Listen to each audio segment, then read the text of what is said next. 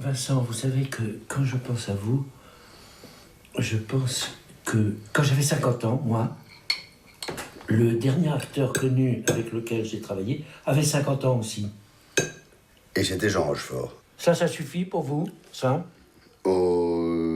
Ça. Alain Cavalier invite Vincent Lindon à jouer au président de la République et son Premier ministre. Sur plusieurs mois, en différents endroits, à l'aide d'une économie de moyens propre au cinéaste qu'est Alain Cavalier, le film montre cette relation de filiation à facettes multiples. Parfois il s'agit d'un metteur en scène discutant avec son acteur, parfois d'un président discutant avec son chef de gouvernement. Mais dans toutes ces situations, c'est comme une relation père-fils qui est montrée au spectateur. Il faudra quitter votre entreprise. Vous ne pouvez pas faire les deux, vous ne pouvez pas gagner de l'argent d'un côté, dans votre domaine privé, et ensuite gagner de l'argent dans le domaine d'État, dans votre pouvoir d'État. Donc, c'est un sacrifice total de vous demander non seulement de vous séparer de votre entreprise, mais carrément de la vendre.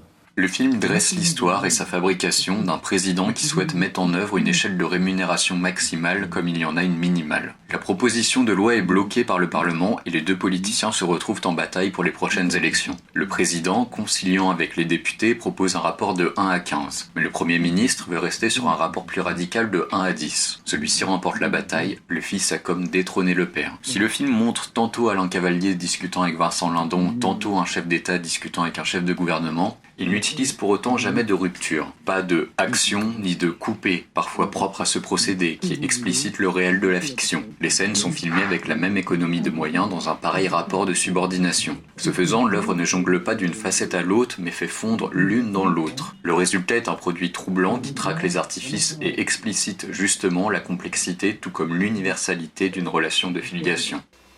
Elle est plus costaude, Oui. Elle est armée un peu. L'autre c'était obligé de la gonfler un petit peu. Et comme elle est un petit peu plus... un peu plus gaie. Gaie et un peu plus décontractée, Oui. elle permet d'être un peu plus sévère. Elle est comme le vouvoiement avec le tutoiement.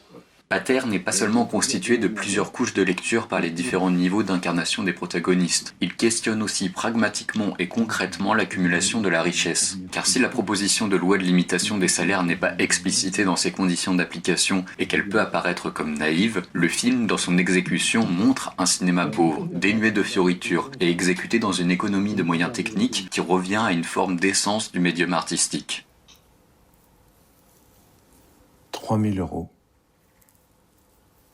Sans anesthésie.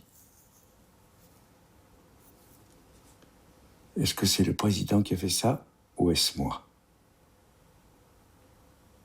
La simplicité d'exécution du film rend la politique comme accessible. Ici, le chef d'État et le chef de gouvernement apparaissent comme des gens simples, ordinaires, discutant et échangeant de la même manière que dans n'importe quelle relation un peu hiérarchique. Il ne s'agit toutefois pas de laver l'image médiatique des politiciens contemporains. Au contraire, elle s'en retrouve comme questionnée et apparaît en contraste comme bien artificielle et décorrélée de la réalité. Car Pater montre bien que le politique est partout, et pas seulement dans les hautes sphères, comme par exemple dans cette scène où le Premier ministre n'a qu'une position de locataire lambda, en friction avec son propriétaire. Dans tout rapport à l'autre, il y a rapport politique.